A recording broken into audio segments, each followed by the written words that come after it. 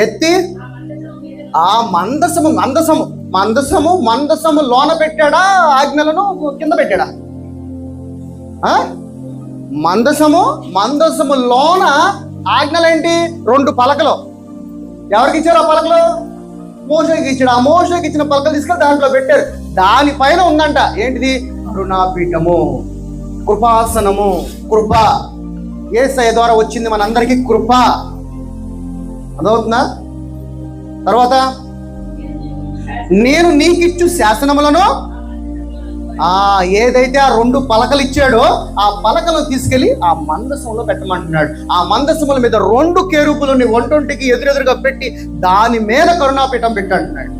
అంటే అందుకనే ఉన్నతమైనది, అత్యున్నతమైన సింహాసనం మీద ఆసీనుడు అయిన వారు ఎవరో ఇక లేదు దానికన్నా నెక్స్ట్. అలాగే ఈ కరుణాపీఠం కూడా దాని మీద తీసుకెళ్లి పెట్టు అంటాడు. అంత ఉన్నతమైనది కృపాసనం. అదే ఈ కన్నడలో ఏమంటారు, రైట్? దాని తర్వాత 22, అక్కడ నేను నిన్ను కలుసుకొని కరుణాపీఠము మీద నుండి శాసనములు గల మందసము మీద నుండి 2 కెరూబుల మధ్య నుండి నేను ఇజ్రాయేలులకు నిమిత్తము నేను నీకు ఆజ్ఞాపిస్తూ.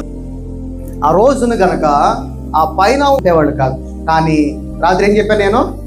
తన్ను తానే తండ్రికి తన ఆత్మని అప్పగించుకున్నాడు. రోమీలు ఏమనుకుంటున్నారు? నేను వేసవలసిన అనుకుంటున్నారు. నో, పిలాతు దగ్గర ఏమన్నాడు? నువ్వు రాజువా?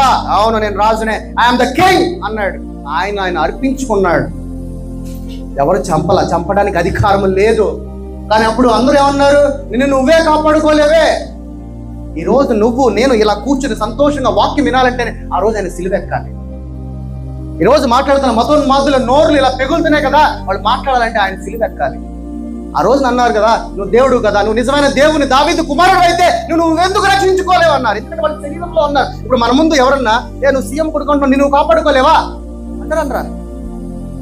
సర్వసహజం. ఎందుకంటే వాడు శరీరంలో ఉన్నాడు. అప్పటికి ఇంకా దేవుని యొక్క వాక్యం వాళ్ళకి అర్థం కాల, దేవుని యొక్క ప్రణాళిక, దేవుని యొక్క చిత్తము వారికి తెలియదు. అందుకని నువ్వు దావీదు కుమారుడు నిజముగా అయితే నువ్వు కాపాడుకో అన్నారు. కానీ యేసు యొక్క ప్రణాళిక అంటే నేను అప్పగించుకుంటేనే కానీ నేను మిమ్మల్ని అందరినీ కూడా తండ్రి యొక్క రాజ్యంలోకి తీసుకెళ్ళలేనని తాను అప్పగించుకున్నాడు. అవుతుందా? ఇది నిజమైన గుడ్ ఫ్రైడే, రైట్? 26